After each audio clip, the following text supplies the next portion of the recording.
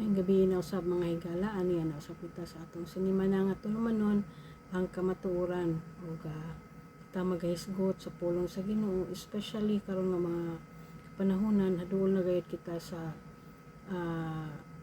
pagbalik sa Ginoo. Busa mamati kita atong patalinghugan ang pulong sa Ginoo pinaagi sa iyang pulong diya sa Biblia nga makutlo nato sa Old and New Testament. Sa dili pa kita magasugod, magaampo una kita.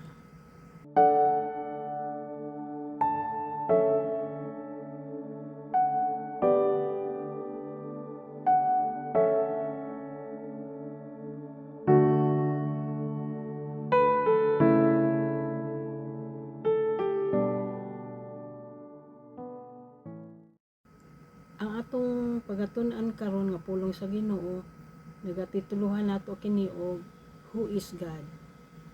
Kinsa ang atong Ginoo? So, una nga topiko is the Lord our God.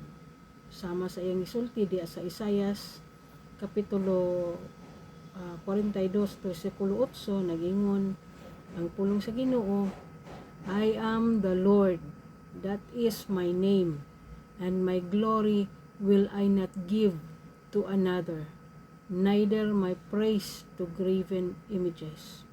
So tinaw kaay kana mga higala no, nag-ingon ang Ginoo nga siya mao ang Lord sa in English pa mo kana iyang ngalan. So ang Ginoo atong gitawag nga Lord, kini ang pinakataas nga pagtahod sa pagyukbo sa gihatag sa tao sa usa ka halangdon ug simbahon nga Dios. Pagtahod inubanan ang pagtamod sa iyang mga kasuguan.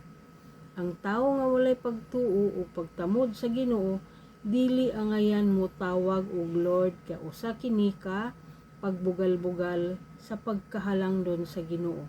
Tungod kay ang iya lamang personal nga pagtan-aw sa iyang kaugalingon ang iyang gipasidunggan. Siya ang Lord sa iyang kinabuhi ug dili ang Ginoo. Hinuon adunay say kahibalo may tungod sa Ginoo. Pan iya lamang kining gipadaplin ug kung moabot na ang panahon sa iyang pagkaapiki, ilabi na kung anaa siya sa pagkapeligro sa iyang kahimtang o sa iyang delikado ang iyang kinabuhi, ayha pa siya makahinumdom sa Ginoo ug manawag og Lord. Mura ba og kung nasamad ang tao, iya dayon butangan og band-aid.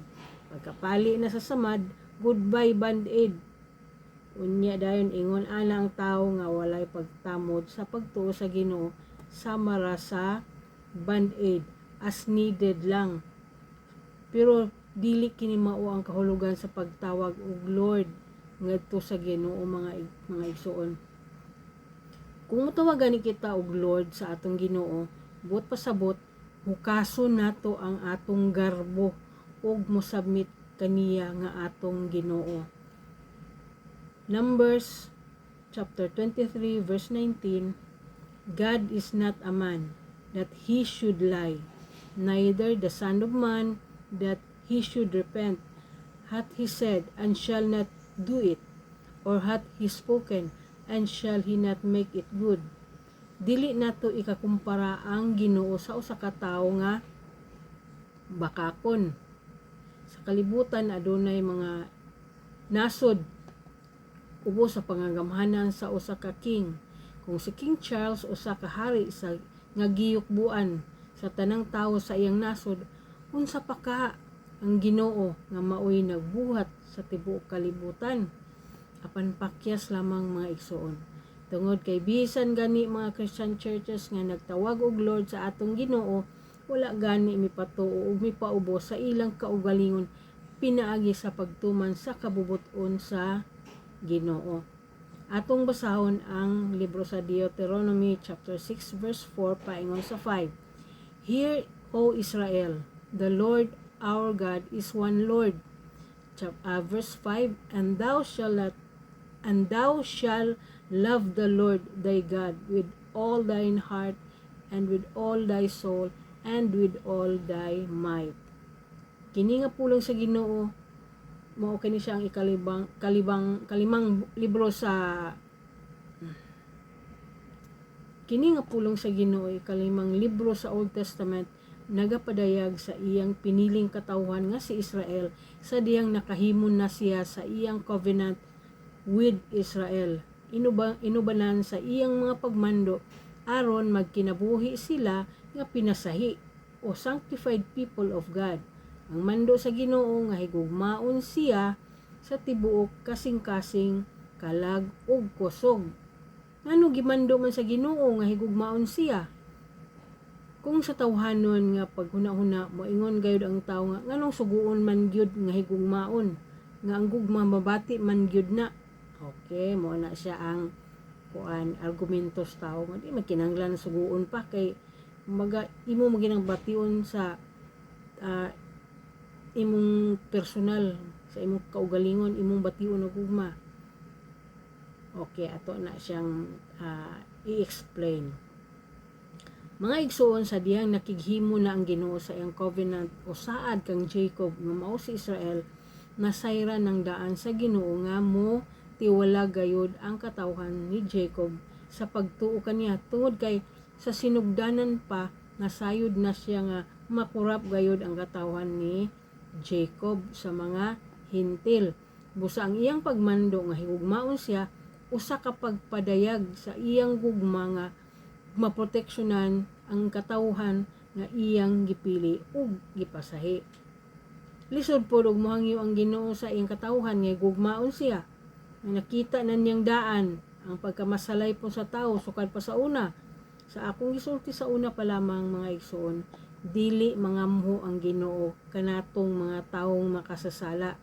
Hinunoa ang Ginoo nagamatarong sa katawhan masalaypon kay sila gihigugma sa Ginoo.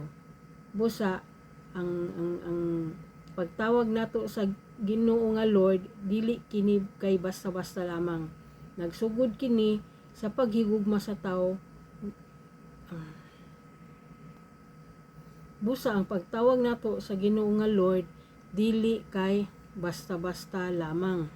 Nagsugod kun kini kung ang tao nahigugma ngadto sa Ginoo. May tungod sa mando sa Ginoo nga higugmaon siya, ato nang natubag kana no nga kanang ang iyang pagsugo nga higugmaa siya tungod kay ang tao sa iyang pagkamasalaypon ano na gayud sa dako nga potensyal nga mobiya sa Ginoo. So ang Ginoo nato is siya ang creator, so wala siya'y obligasyon sa tao nga manghangyo nga higugma ako ninyo kundi usa kini kamando tungod kay siya ang sinugdanan sa tanan. Okay, ang ikaduha nga topic ko mao ang pulong sa Ginoo, the Word of God. Ang pagtawag sa Ginoo nga Lord timailhan kini sa pagtamod sa iyang pulong ug mando. Ato na kining gitun-an sa una natong mga lesson mga igsoon. Atong basahon ang Hebrews chapter 4 verse 12. For the word of God is quick and powerful and sharper than any two-edged sword, piercing even to the dividing asunder of soul and spirit and of the joints and marrow, and is a discerner of the thoughts and intents of the heart. So inana kagamhanan ang pulong sa Ginoo no, motuhop sa kinauyukan sa bukog. Grabe gayud kaayo gyud ang pulong sa Ginoo.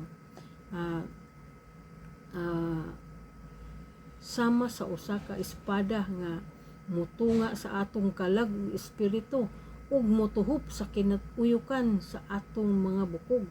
Busa sa panahon ni Ginoong Hesukristo, sa paghingilin niya sa mga daotang espiritu sa mga taong gipangyawaan, pulong lamang ni Ginoong Hesukristo mikurog na sa kahadlok ang mga daotang espiritu ug mikalagyo na tungod sa kahadlok. Labaw na sa usa ka tawo nga nakadungog sa pulong sa Ginoo, mituhop kini sa iyang pagkatawo ug naghinulsol sa iyang mga sala ug mibalik sa sabakan sa Ginoo. Apan mga igsoon, angay pod natong timan-an nga ang tao usahay emosyonal ra kaayo, ilabi na kung aduna siya grabe nga kabugaton nga gidala og nahitabo nga naimbitahan siya sa usa ka higala nga usa kuno ka Christian. Sa dihang miadto siya sa simbahan o sa pagkadungog niya sa mga kalantahon alang unta sa Ginoo, ang gitukar nga mga kalantahon nahisinto naman hinuon sa unsa ang burden sa tao.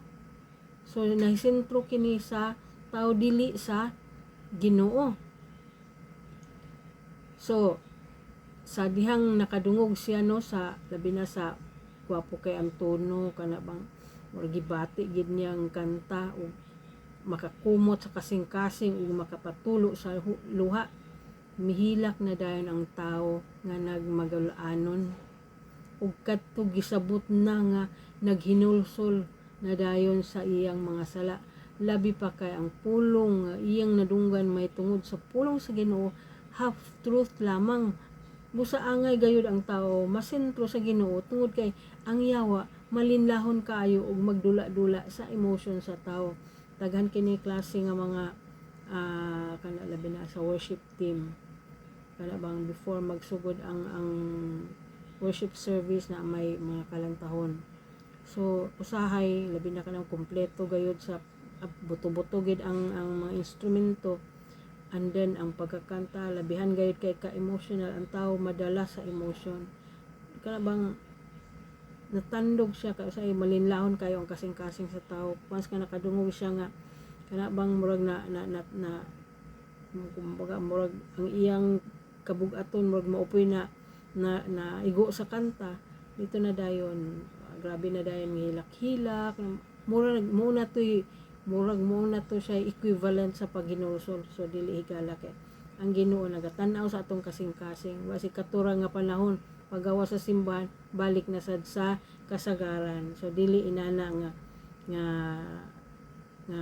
pag sabot nato sa pulong sa Ginoo, lahi kana siya nga type. So warning lang kini sa mga Christians nga usahay madala kita sa atong emotion. So dili kana siya maugayod tungod kay ang Ginoo mas nasayod kung unsa gayud ang sulod sa imong kasing-kasing, o tungod kay na emotional ikaw, wala na hinon ikaw nakafocus sa pagpangaypasaylo sa Ginoo, kundi dito na nakafocus sa patsada kaayo nga mga tukar.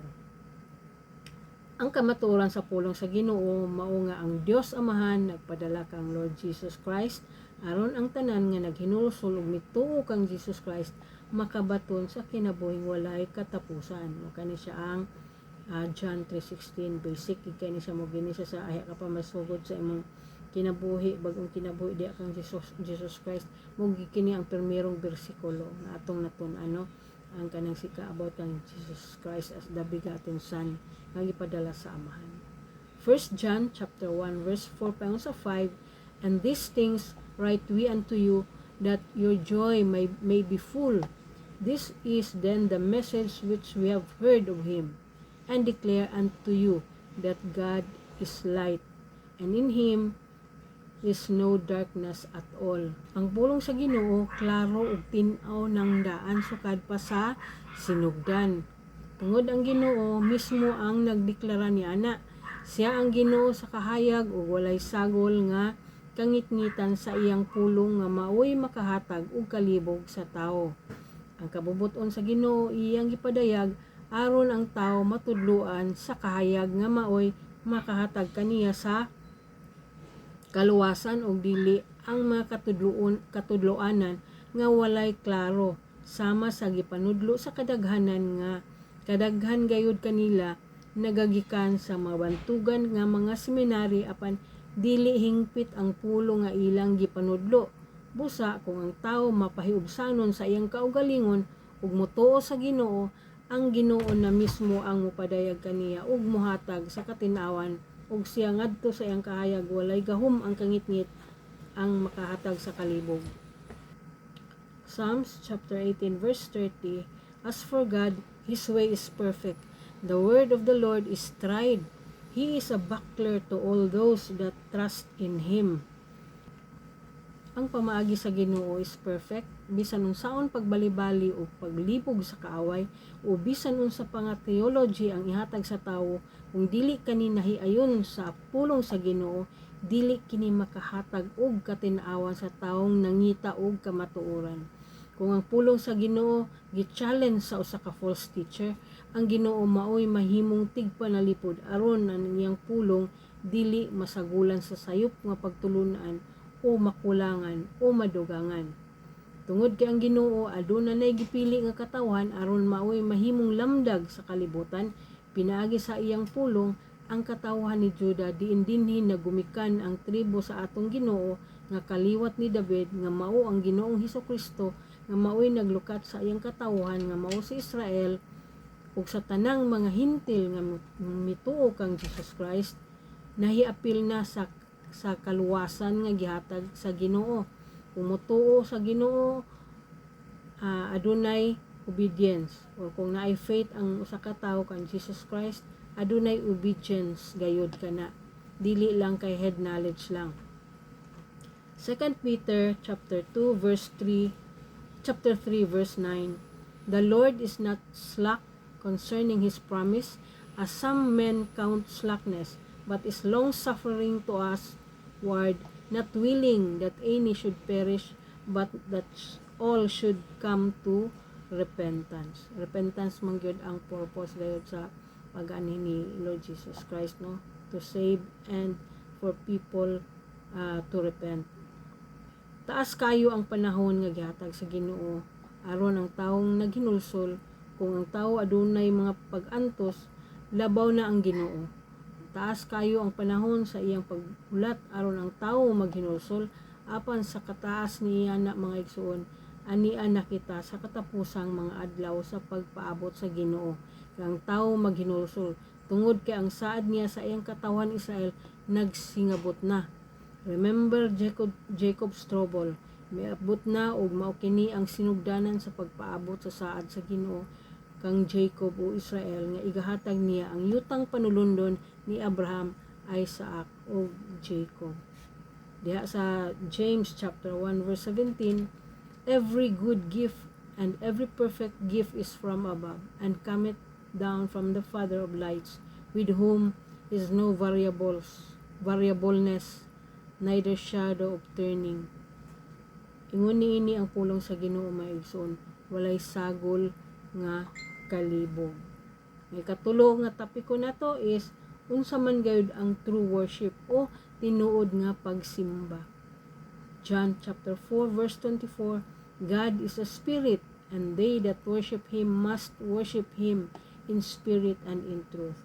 Atong balikon ang gisulti niini sa Isaiah chapter 42 verse 8, I am the Lord, that is my name, and my glory will I not give to another, neither my praise to graven images. Klaro kaayo mga higala, kadtong nagyukbo sa mga gikulit nga mga larawan, dili dawaton sa Ginoo. Unsa pa? Mateo chapter 15 verse 9, but in vain they worship me, teaching for doctrines the commandments of men.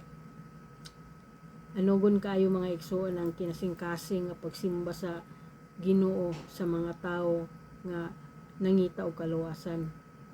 Kung doktrina ug sugo lamang sa tao lang di ay ang gituohan sa magsisimba ug dili ang commandment sa Ginoo. So daghan kay kalain-lain nga mga theology nga gipantudlo sa tao.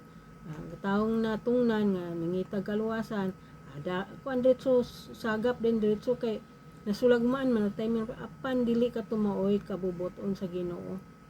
So atong basahon ang chapter 4 verse 23 pengon sa 24, but the hour cometh, and now is when the true worshipers shall worship the Father in spirit and in truth, for the Father seeketh such to worship him.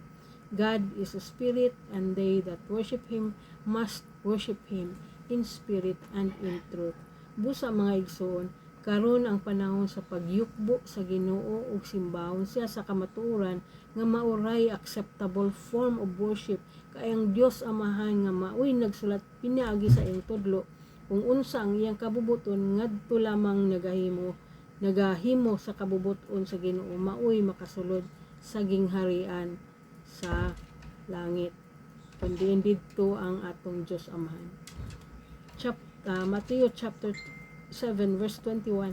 Not every man that saith unto me, Lord, Lord, shall enter into the kingdom of heaven, but he that doeth the will of my Father which is in heaven. Kato lamang naghimo sa kabubuton sa Ginoo didto sa ngato sa langit. So John chapter 9 verse 31, now we know that God heareth not sinners, but if any man be a worshipper of God and doeth his will, him he heareth. So dili gayod paminawon sa Ginoo ang mga makasasala. Apan katong tawo nga tinuod nga magsisimba sa Ginoo ug nagahimo sa iyang kabubuton, mao lamang kato iyang pamation. So grabe ka klaro mga igsoon, basta ayaw na paglangan pa. So ang ikaupat, ang hustisya sa Ginoo. Psalm chapter 50 verse 6, and the heavens shall declare his righteousness, for God is judge himself. Selah. Kaning Selah, usa kini siya ka Hebrew word, no? Which means forever. Derivative ni siya sa Hebrew word nga salal, which means to raise voices in praise. So mao kini ang katarong sa Ginoo mga igsoon. Ug ang katarong sa Ginoo maanaa sa iyang katawhan nga gipili. Magahugyaw sa pagdayig sa iyang mga tawo nga nahigugma kaniya. So ikaw igsuon, pangutanon nato atong kaugalingon, nahigugma baka ako sa Ginoo? Apan sa mga wala mahigugma og mituo kaniya, naigaingon ang Deuteronomy chapter 4 verse 24, for the Lord thy God is a consuming fire, even a jealous God. Wala kini kalibog nga pulong sa Ginoo mga igsoon. Klaro kaayo kini nga usa siya ka consuming fire, kay usa siya ka siloso nga Ginoo. Tungod kay ang Israel usaman ka pinili sa Ginoo sa pagkuha sa Ginoo sa iyang katawhan ug dalhon sa iyang yuta nga agsaad. Ang tanang kaliwat ni Abraham, Isaac ug Jacob, patay ug buhi, iya man igabalik sa ilang yutang saad nga mao ang Israel. Daw biyon saon naman lang ang mga hintil.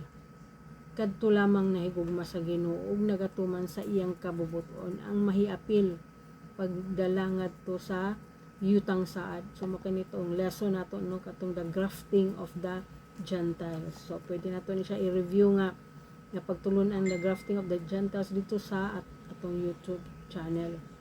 Kining kabubuton o will of the Father pirmi nato madunggan pero wala gayoy naghisgot og nagtudlo niini. Hanging pirmi ang gisulti sa mga magtutudlo. Mga igsuon, basaha ang full chapter sa Exodus chapter 20 kay mao kini ang will sa Ginoo nga pinirmahan sa iyang tudlo o iyang personal guide nga tudlo iyang gikulit niini aron walay tawo nga maka otro niini. Kung ang tawo adunay last will and testament, apan kini atuala sa abogado gitaguan ug mamatay na ang naghatag. Kung mamatay na ang naghatag sa iyang will, ay pa ipahibalo sa abogado sa kaliwatan sa namatay ang last will and testament. Ay pa may baluan sa iyang mga anak kung unsa ang iyang mapanunod o inheritance gikan sa iyang amahan o inahan nga namatay. Apan ang atong Dios Amahan gipahibalo na niyang daan ang iyang will ug kabubuton pinaagi kang Moses. O gimanduan si Moses nga igatudlo kini sa tibuok generation forever. Musa dili unfair ang Ginoo nga gamay ra ang iyang ipasulod sa iyang gingharian kay dugay panahon na kini niya gisugo nga igatudlo sa tibuok generation. Wala siya nagkulang, gituis lamang sa tao kini nga katudloanan.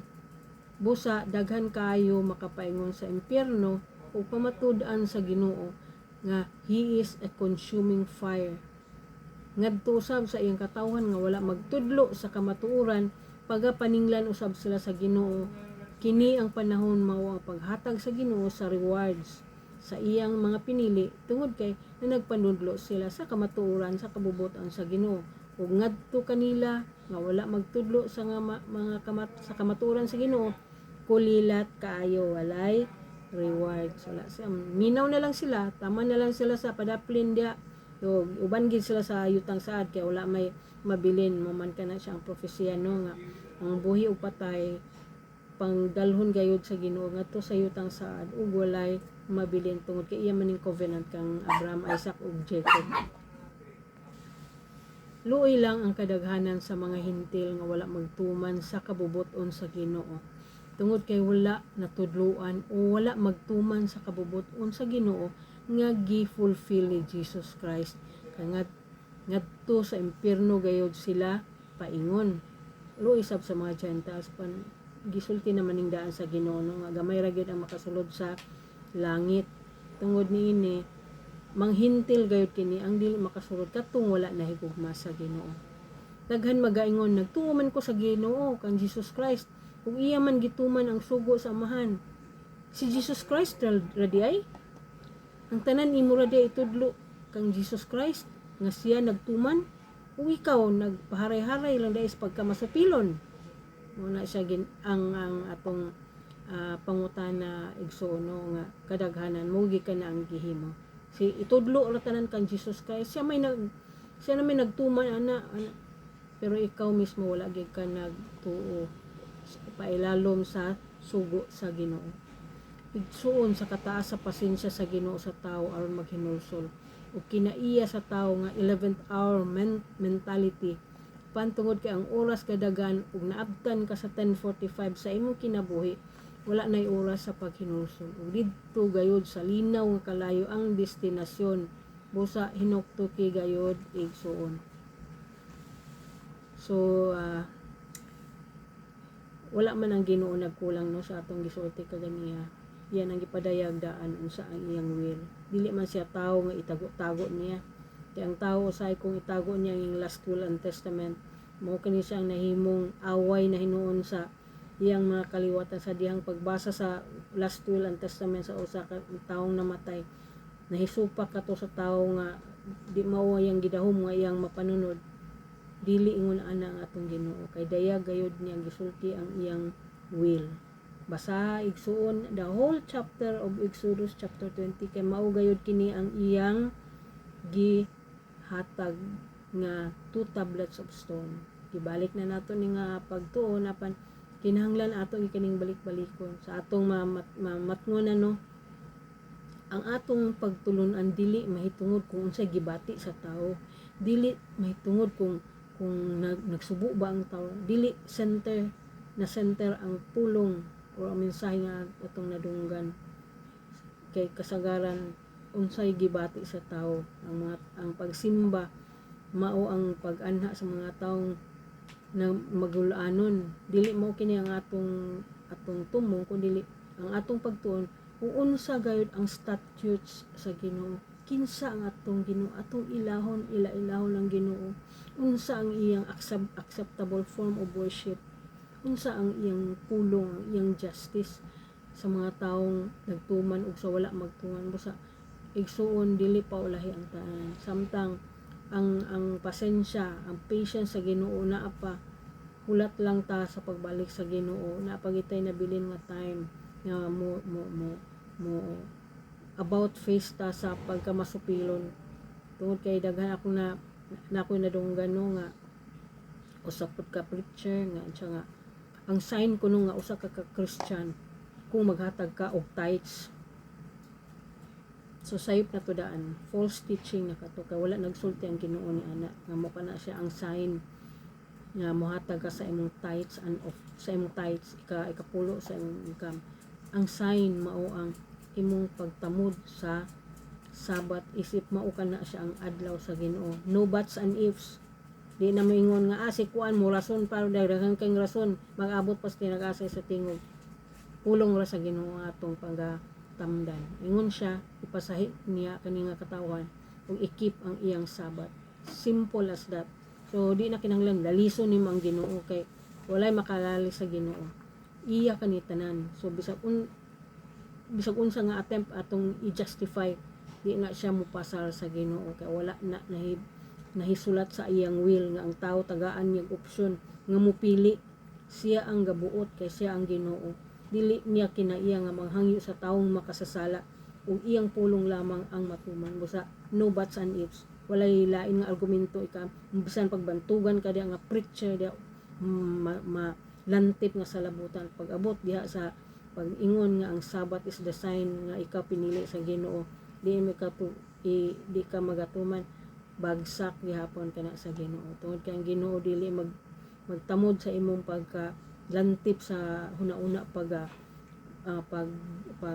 hubad sa mga pulong hantod nga naghimo na ang tawo sa iyang kaugalingon nga commandment nga mo kana. That is why daghang napapag mo kana nga ang katawhan sa Ginoo nga wala magtudlo niini nga kamatuoran sa iyang pagbalik. Wahaon niya iyang covenant people katong nangamatay na ug ang nangabuhi pag-abot dito mo tong i-judge niya ang iyang katawhan. Nganong wala ninyo tudluan ang flock, nganong wala ninyo pakauna sa insaktong pagkaon.